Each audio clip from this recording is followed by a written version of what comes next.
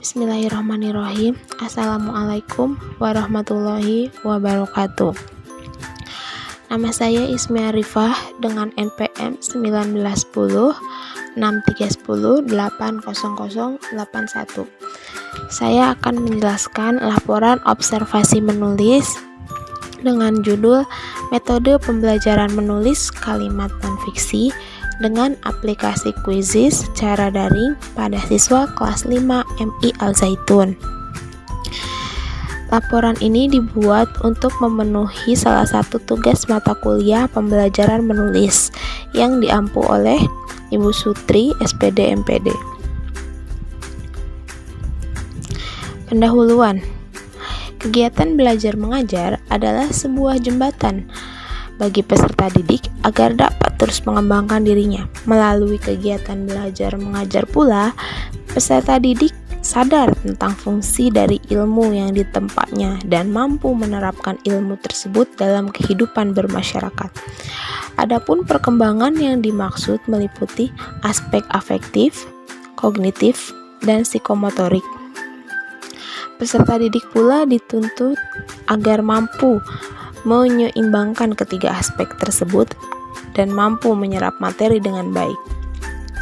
Menyinggung masalah tentang pembelajaran yang terus berlangsung di tengah pandemi ini, sejatinya banyak kendala yang terjadi jika hanya membahas hal ini.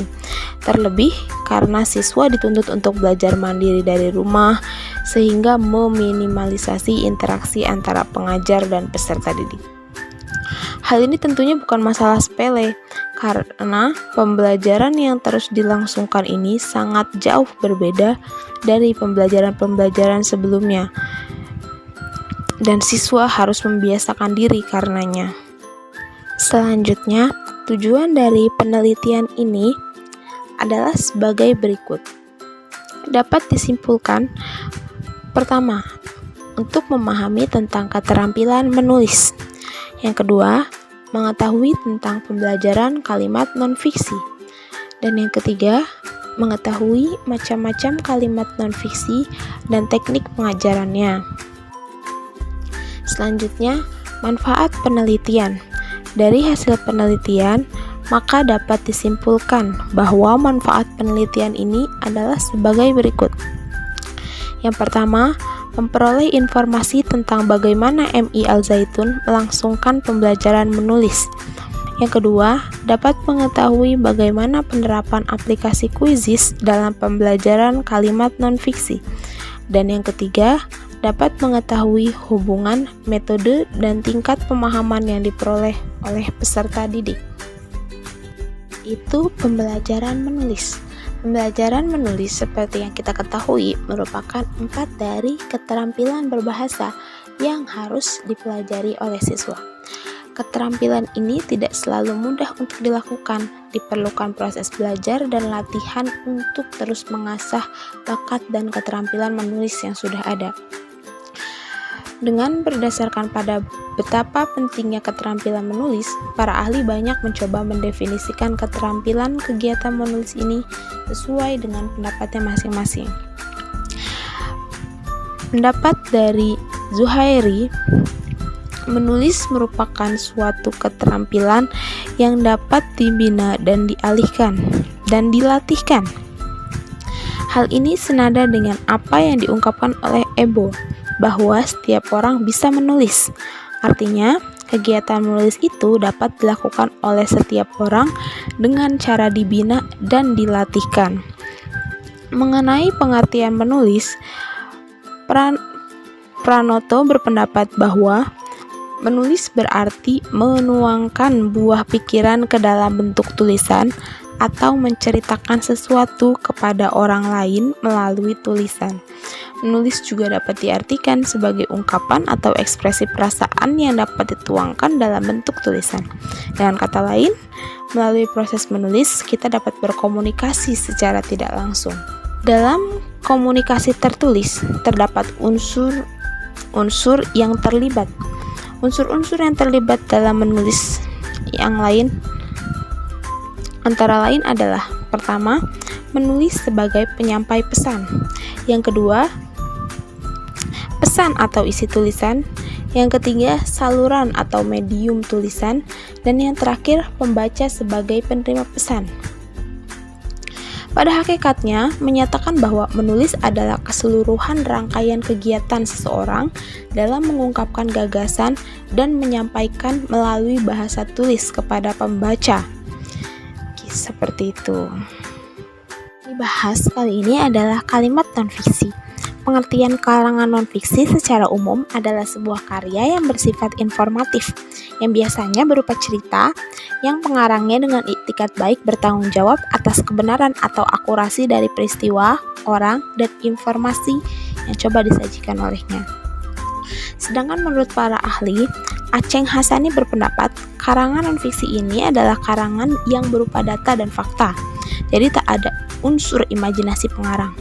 Dalam hal ini, Aceng Hasani memberikan batasan bahwa setiap karangan dapat digolongkan sebagai karangan non-fiksi apabila di dalamnya terdapat data-data yang dapat dibuktikan kebenarannya. Selain itu, karangan non-fiksi juga disusun melalui fakta-fakta yang secara nyata terjadi di lapangan tanpa adanya unsur imajinasi dari pengarang.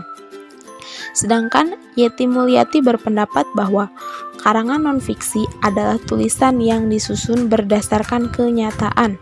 Maksud dari pernyataan tersebut adalah suatu tulisan yang mengandung unsur-unsur kebenaran dalam pembuatannya dan didapatkan dari kenyataan yang terjadi di lapangan, maka dapat dikategorikan sebagai karangan non-fiksi. Seperti itu. Selanjutnya, kegiatan dan metode pembelajaran. Pada kegiatan awal, guru terlebih dahulu membuat akun game pada aplikasi Quizizz, lalu memberikan instruksi untuk pengerjaan soal melalui aplikasi tersebut. Pada kegiatan pembuka, siswa kelas masuk dengan kode kelas yang diberikan oleh guru melalui chatroom via WhatsApp group. Di kegiatan inti, siswa menjawab soal di Quizizz yang telah diberikan seputar kalimat non-fiksi yang telah dipelajari via Google Meet. Pada kegiatan penutup, siswa dapat langsung melihat hasil pekerjaannya dalam bentuk nilai yang tertera setelah pengerjaan soal tersebut diselesaikan. Jadi sebelum diberikan soal melalui aplikasi Quizizz, siswa sudah terlebih dahulu diberikan materi melalui temu via Google Meet. Kesan dari pengajar. Pengajar mengungkapkan sejatinya belajar dan mengajar itu dua proses yang saling melengkapi. Efektif dan keberhasilannya dapat dilihat dari sekreatif apa metode ajar yang digunakan oleh tenaga pendidik di bidang masing-masing. Selanjutnya, jadi dari kesimpulan yang telah dijelaskan, dapat disimpulkan bahwa pembelajaran menulis kalimat non-fiksi yang dilaksanakan secara daring pada siswa kelas 5 MI Al Zaitun berlangsung cukup efektif dan efisien, sekalipun terbatas pada ruang dan waktu. Namun, para pengajarnya mampu melakukan pendekatan emosional terhadap peserta didik yang menjadi objek pembelajarannya. Menurut pengajar terkait, pembelajaran yang baik adalah saat guru menjelaskan materi secara garis besar melalui pertemuan via Google Meet dan siswa mampu menangkap maksud dari materi tersebut. Adapun siswa yang kesulitan karena pembelajaran bisa dan dipersilahkan langsung menghubungi guru pada bidangnya untuk menjelaskannya lagi. Melalui semangat belajar yang tinggi serta kerjasama yang baik, maka orientasi belajar secara general mampu terlaksana dengan baik dan semestinya. Sekian yang dapat saya sampaikan. Terima kasih atas perhatiannya.